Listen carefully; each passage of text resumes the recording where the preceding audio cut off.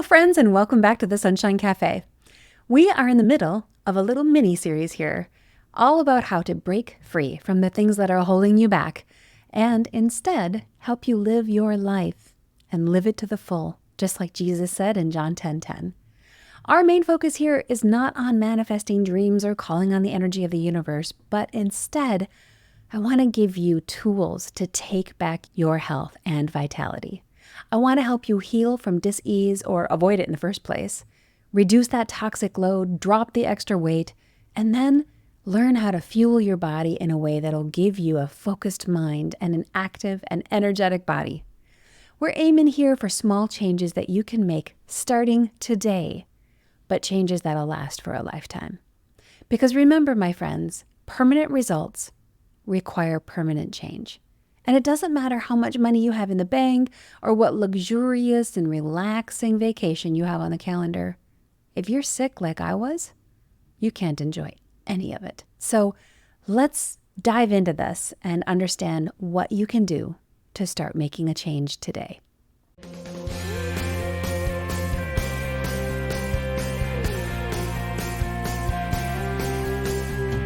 Welcome back to the Sunshine Cafe, where we pour positive back into your day, sharing stories from real people who have made it through some real struggles, but were able to restore their health, hope, and peace.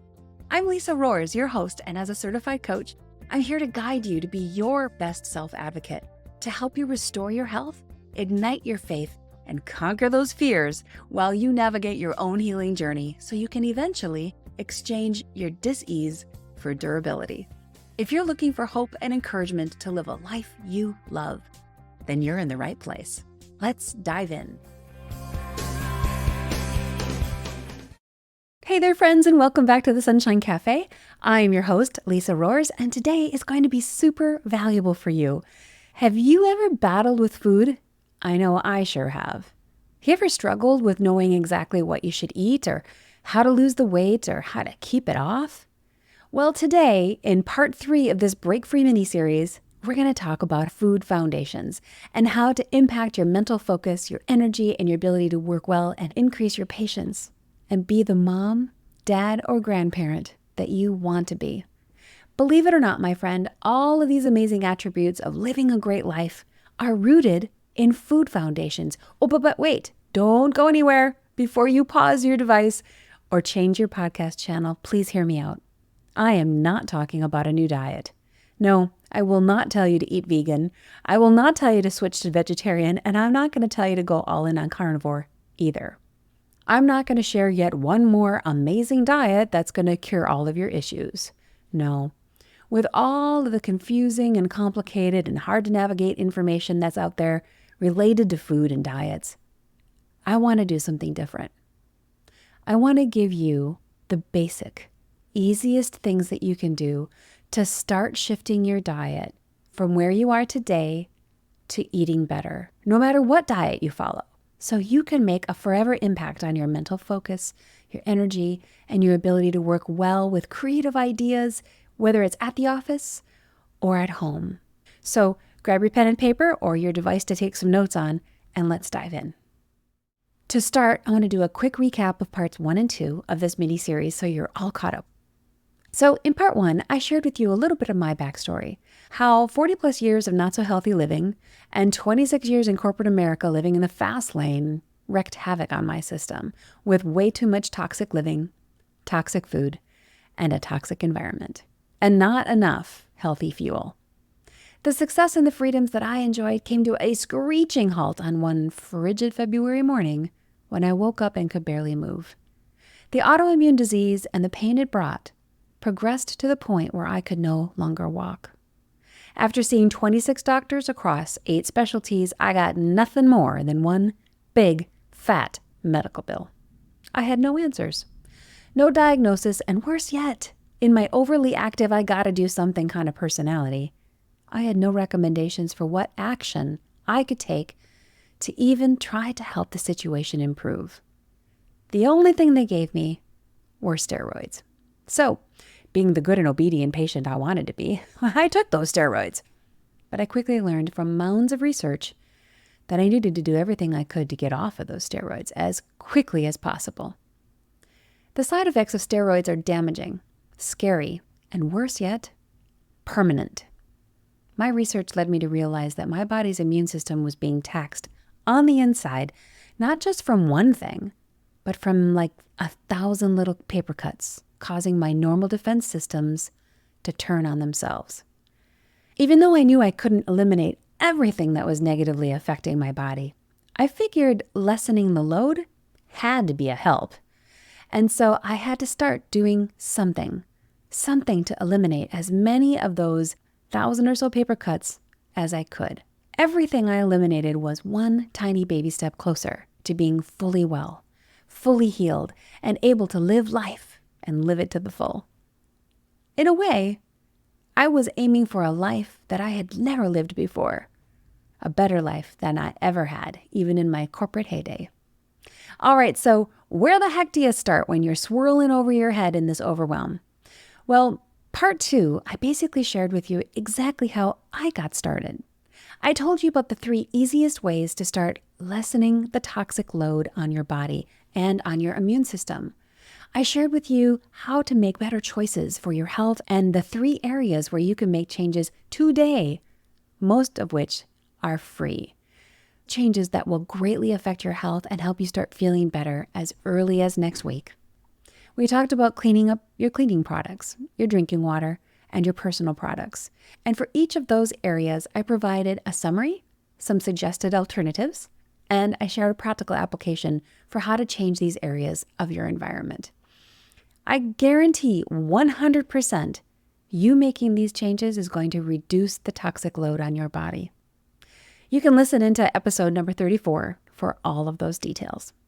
Okay, so today in part 3, we're going to talk about the easiest, most simple, and the most basic things you can do to start shifting your diet and fuel your body to make a lasting impact on how you feel and start to get your health back. The food foundations I'm going to cover with you today are for anyone who wants to lose weight and live life with more health and vitality, or avoid the diagnosis that hasn't yet come.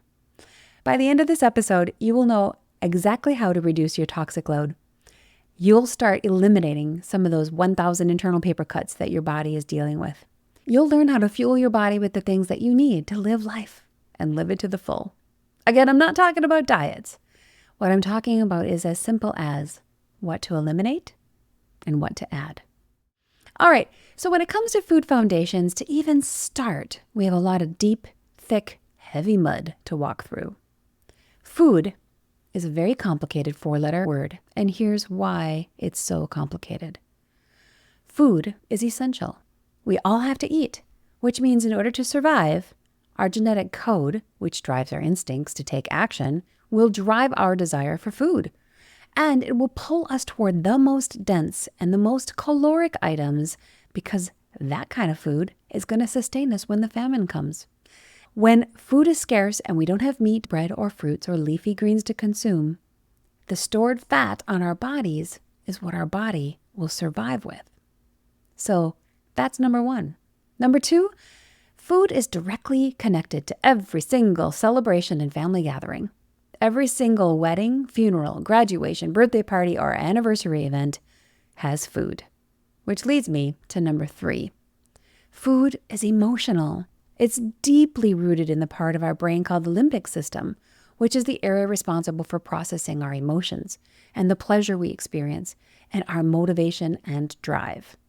Food also stimulates the prefrontal cortex, telling our mind that this sweet and savory food tastes good. And so it reinforces in our brain that we should eat more of it or come back and have it again. The dopamine release also triggers the hippocampus and the amygdala, which are parts of your brain which deal with memory and emotional responses. So that great feeling we had at that birthday party eating that yummy birthday cake, the brain presses save on that and marks it as a safe and happy and rewarding experience that we should repeat again. Especially if we are seeking to feel happy on those days when we're not. We eat when we're sad, which helps us feel happy, if even only for a moment.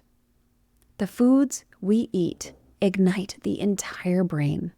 And worse yet, number 4, Our dietary food habits usually stem from our childhood. We were not in control or able to choose our foods wisely, but we were required to rely on the information and the knowledge and the habits of our parents.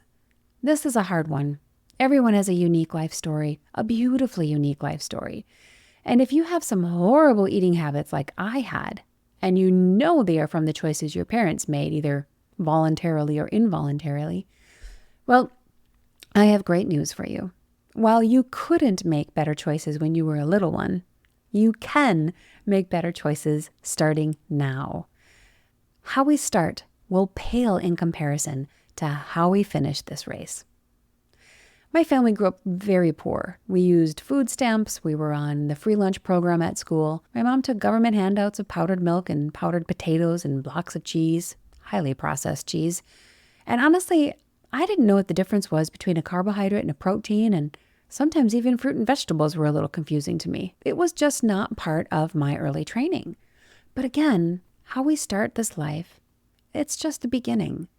It's really how we finish that defines our success. But that leads me to number 5. We do not always have access to the food that we should eat, nor do we even know what the right food is for our body. The whole food industry is swirling with so much conflicting information, and diet is as individual as each beautiful human being. So the reason there is often so much conflicting information out there is exactly that.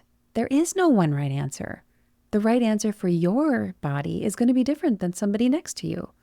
And add to that there's marketing specifically designed to tempt us and take advantage of our genetically weak spots, which were designed for longevity and survival.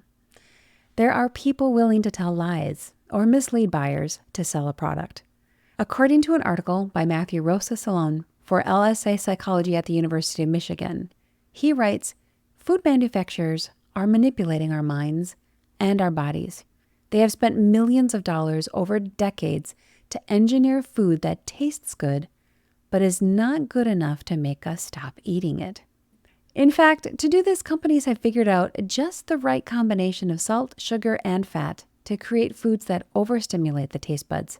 And it guarantees the customer will keep coming back for more and more by overstimulating our feeling of taste. So why as a country do we allow that to happen? Well, because of number 6.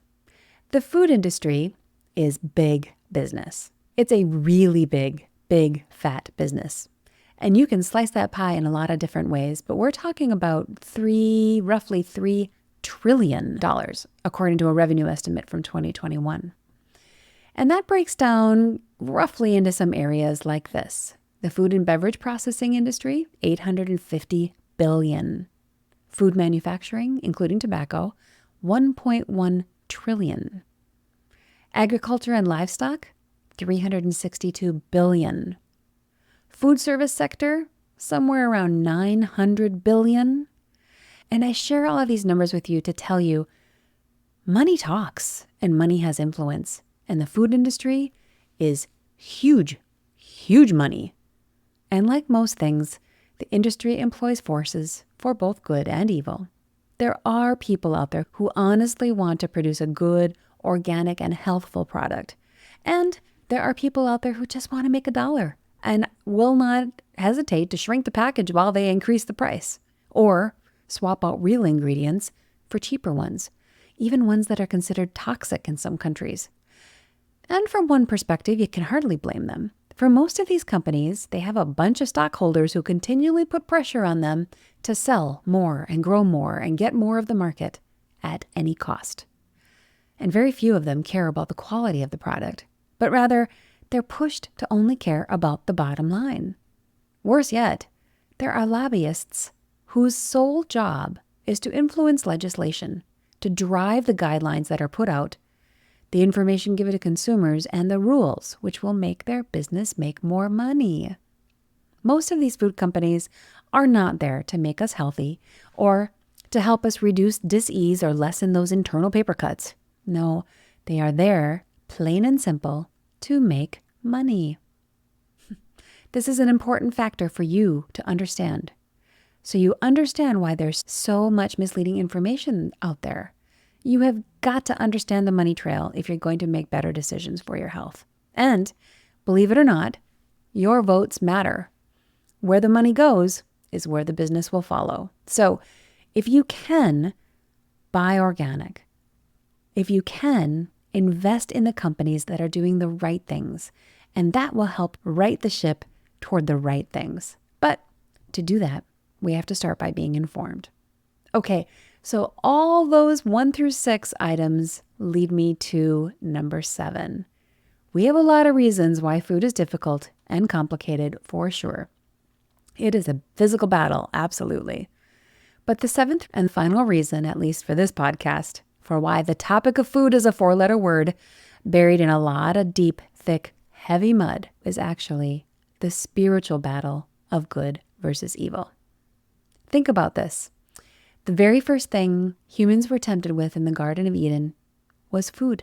Eve was tempted to eat the fruit from the tree in the middle of the garden, and she was specifically told not to. And while fasting in the desert for 40 days, Jesus was tempted with food when Satan told him to turn this stone into bread.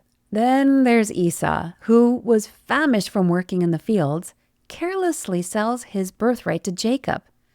That was his entire inheritance, and he sold it to his brother for a bowl of lentil stew. So you can easily see that food has been part of both our physical and our spiritual battle since day one. So I wanted to share these 7 things with you because it is not an easy battle. It never was, and it never will be. And you are not alone.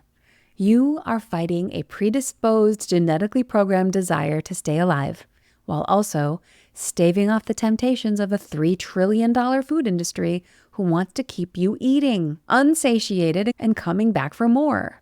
But even in the midst of all that data, my friend, there is huge hope and encouragement because you have more power, more strength, and you are more capable than you realize.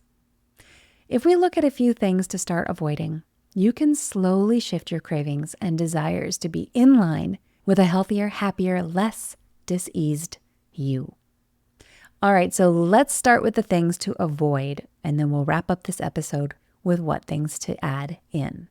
Okay, what to avoid? I have a hunch that you already know the answer to this one, at least in part.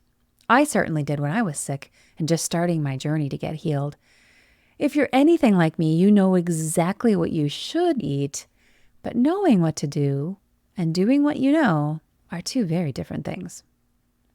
I stumbled upon a verse in Romans 7:15, which was penned by our disciple friend Paul when he was expressing his frustration, and I can so relate to this verse. He wrote, "I do not understand what I do, for what I want to do, I do not do, but what I hate, I do." I can really relate with that. So this challenge with food is as old as the Garden of Eden, and we can find a little solace in knowing that. Okay, so I dive deeper into this in my course, and I'll probably cover it in more detail in future podcasts as well. But for today, I'm keeping this really doable and as easy as possible. So what are the easiest things you can stop putting into your body or onto your plate, the things you should remove from your home and only eat occasionally, or if possible, not at all? In general, stop eating food that isn't food. Yes, I know, I can see your eyes are rolling at me, but it's really that simple. I saw a commercial the other day on television, and they were touting that their cheese was 51% real cheese.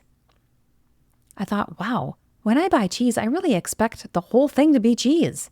What is the other 49% of that product made of? You will notice a lot of the products these days are making up names for their food. It's no longer cheese. It's a cheese product, which when you look closely, you'll see is not really cheese at all. So, okay, what are the other fake foods that are out there? Number 1, sugar substitutes. Those pretty little pink, blue, or yellow packets of sweetener that are on the table at your restaurant? No way. Toss them and avoid them for real. Why? They are fake food. We were never intended to eat them. Plus, they're sweeter than sugar, so they're going to condition your palate to become more accustomed to a sugary flavor, so you will crave that in other foods as well. These sugar substitutes that you think you're using to lose weight or watch calories are only going to drive your cravings, so over the long term, you'll eat more sweets. So, what are the alternatives to consider? If you want sweet in your coffee or your tea, consider using raw sugar, maple syrup, or raw honey. That's raw honey, not the liquid kind in the little bear bottle. Raw honey in a jar. The second fake food to avoid is soda. Soda is not real food. There's so much data against soda that I could probably do an entire podcast, and maybe I will actually, but I could probably do an entire podcast just on soda. First, soda used to be something considered as an occasional treat, but like most of our sugary treats today, we have extended that into being a huge part of our life. According to the USDA, 16% of the calories in a typical American's diet are coming from refined sugars, and half of that is soda. New York University professor of nutrition and food studies, Dr. Marion Nestle, says there is plenty of evidence that both diet and regular soda are linked to obesity. And remember, obesity is just a springboard disease from which many other diseases stem. Sodas are also proven to cause kidney damage, certain kinds of cancer, and high blood pressure. Epidemiologist Dr. Hannah Gardner published some early results from her ongoing research, and her studies showed that there was a 48% increase in heart attack and stroke from daily diet soda drinkers. Now, the article goes on to say there's a lot more analysis that needs to be done on that data, but it is an alarming initial finding. This is an easy change to make, my friends. Yes, you can do this. It'll take your taste buds and your habits a little time to adjust, but you can do this. I used to be a chronic Diet Mountain Dew drinker, and then I switched to Diet Coke. I would drink multiple cans of Diet Coke every day, all day long while I was at work, and I was able to give it all up. You can too. But what if you really want that bubbly drink? What kinds of alternatives are available to you? Try exchanging your soda for a carbonated water like a LaCroix or a Spindrift, or even better, make your own bubbly water with a home bubbler like SodaStream, but instead of putting all that sugary flavor in your glass, add a splash of real lemon juice, real grapefruit juice, or some other real fruit juice that gives it just this wonderfully healthy, happy flavor. All right, the third not so real food that you can start avoiding immediately is margarine. And I will add to that vegetable and seed oils also, including shortening. Margarine is not butter, and vegetable oil is not a vegetable. Nor are you saving the animals or helping your vegetarian health by choosing vegetable oil. These oils are highly processed, derived through a complicated refining process which includes bleaching and deodorizing, and all of that extends the shelf life of the oil. But it also pulls out most of the real health benefits, while adding back in some real serious health risks. And these oils are most often used in products that are the most unhealthy products: packaged foods, fast foods, and other fake foods which are loaded with sugar, fat, and sodium. So when you cut out vegetable oils and seed oils, shortening and margarine, you'll also be cutting out the processed fake foods that your digestive system and gut were never intended to digest. This is a complicated topic, and we'll dive more into it in a future episode. But once you start checking your labels, you're going to see that vegetable oil is in everything. So stop eating foods that have a label. If you want to eliminate some or a big portion of those 1,000 paper cuts that are causing your dis-ease or slowly adding up to create a new diagnosis, you have to make some changes. Yes, it's a little hard at first, but it's so worth it. And again, I'll remind you, you can do this. Okay, so what do you use instead? Well, the best alternatives are olive oil, avocado oil, and coconut oil. Keeping in mind that olive oil should never be used for cooking. Drizzle it over your salads, but do not cook with it. Use coconut oil or avocado oil for cooking, as those types of oils do not break down in higher temps like olive oil does. And all three of these bring you lots of added health benefits. Okay then, we are just scratching the surface, my friend, but I'm giving you a few actionable things that you can do today, immediately, to start turning your health around. The best time to plant that apple tree was 5 years ago. The second best time to plant an apple tree is today. So while maybe you should have made some health changes a while ago, maybe a decade or two, why not start today and start moving your body toward a better path? Okay, so we just talked about those 3 things you can eliminate to start improving your health. So what are some things that you can add that will be helpful for healing and restoring your body to being healthy, strong, and more durable? Well, it's just as simple as the other one was. If the first step is getting rid of the fake foods, then clearly the first step for adding things into your diet is to focus on real food. If it came from the ground or some kind of plant, other than a manufacturing plant, it's real. If it has a box and a label, with the exception of maybe shrink-wrapped meats and fish, if you have to remove plastic or open up a package or microwave a food product, it is not real. We have become reliant on these foods, which have long shelf lives and can stay in our pantries for weeks or even years. But if you want to heal and remove that dis-ease, you need to be eating living foods, things that will spoil if not eaten in a few days. Try to add more plants like vegetables, fruits, and berries to your day. Start your amazing health improvement journey by maybe suggesting a little game with your family members just to see how many different types of plant items that you can eat in one day. You'll be surprised at just how motivating it can be to have a little healthy competition. Maybe you start one day with only a total of 1 plant item. You had an orange for breakfast. Or maybe you had a tomato on your sandwich at lunch. But as the days go on, you'll find more and more ways to add veggies, to the point where you might be strategizing to make that morning omelet with broccoli, tomato, onions, mushroom, and green pepper. You just got 5 veggies in one meal. You might even finish off the day with some berries, frozen or fresh, and use them as your dessert. 3 different types of berries bring your total plant species count up to 8 for the day. Berries are packed with antioxidants. They come with their own balance of sugar and fiber and are a wonderfully sweet alternative to your after-dinner dessert. Or if it's crunch factor you must have, look for sweet potato chips or potato chips which are not cooked in vegetable oil, but are instead cooked in avocado oil. They're a little more expensive and they come in a smaller bag, so that will help motivate you to use them like they should be used. An occasional treat, but not an item to graze on in front of the television. Okay, the next thing to start adding more of is I want to invite you to go to the bulk aisle at your grocery store and pick out a couple of your favorite nuts and seeds.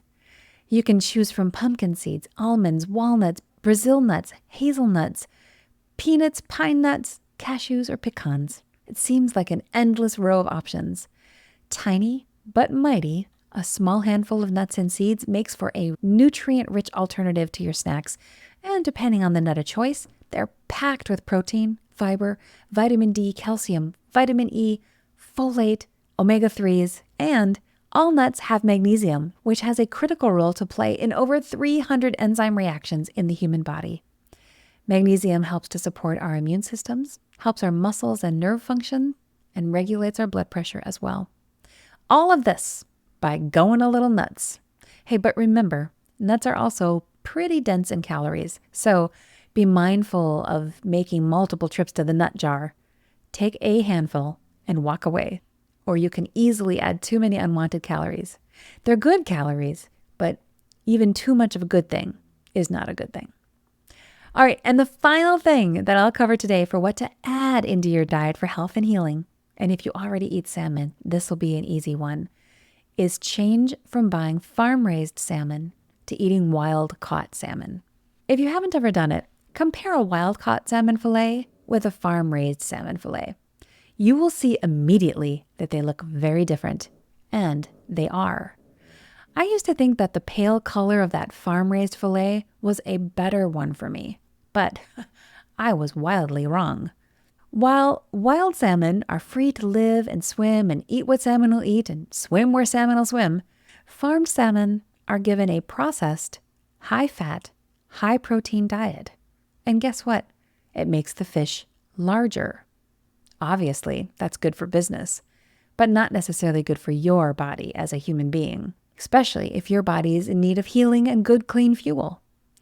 Because farm salmon have a completely different diet and environment than wild salmon, the nutritional values you get from each are also wildly different. Farmed salmon will give you 3 times the fat content, but only 25% of the calcium, half of the iron, and is higher in omega-6 fatty acids than wild-caught salmon. Farmed salmon also contains more contaminants, including antibiotics. And all of these antibiotics in our food are a problem because they create more antibiotic resistance in humans, and they disrupt the good bacteria in our gut. So if you're trying to heal, aim for wild-caught salmon with its beautifully and nutritionally dense, deep orange color. It's one easy way to start adding more nutrition and greater health benefits into your diet. Okay, there is so much information to cover on the topic of food, so please again know that the summary of what I am giving you today, of what to remove and what to add, are just my attempt to provide some easy, simple ways to start changing your diet. Something you can do to support your health and your healing goals. But our diet and food intake has about as many ways to level up as your teenager's favorite video game. There will probably always be more things you can try, more things to eliminate, more nutrient-dense things to add. So embrace the challenge of uncovering the beautiful variety and the diverse options for fueling your body and fueling it well with real, beautiful food. Okay, friends, let's do a brief review before we wrap up today. First, I discussed the 7 muddy complications we need to understand to get our mindset right about understanding food and diet, and to give ourselves the grace to know that the challenge of eating right sits at the center of both a physical and spiritual war that's been going on since Adam and Eve were in the garden. Those 7 complicated muddy factors are: 1, food is essential, so we do have a tendency to seek after it. 2, food is directly connected to every single celebration we enjoy, both happy and sad ones, so it's hard to get away from it. 3, food is emotional. We eat for emotional reasons, and our brains are wired to facilitate that. Number 4, food habits usually stem from our childhood when we had no control or ability to impact the choices that were made for us. So now we have to step up and take some ownership to make better choices. 5, we don't always have access to the food that we should eat, nor even know what kinds of food will serve our individual bodies best. Number 6, the food industry is a big business. Some estimates say more than $3 trillion big business. And that money means they have a lot of influence over what we hear and what we see and what we're told about the food in our food system. And number 7, food has been a tool used by the enemy since the dawn of time to try to pull us away from the best life God intended for us to enjoy. We think we are blessed with an abundance of food, but there is a point where that abundance becomes gluttony, and what was intended to be a blessing becomes the one thing which brings dis-ease upon these human bodies, which long for balance and good nutrition.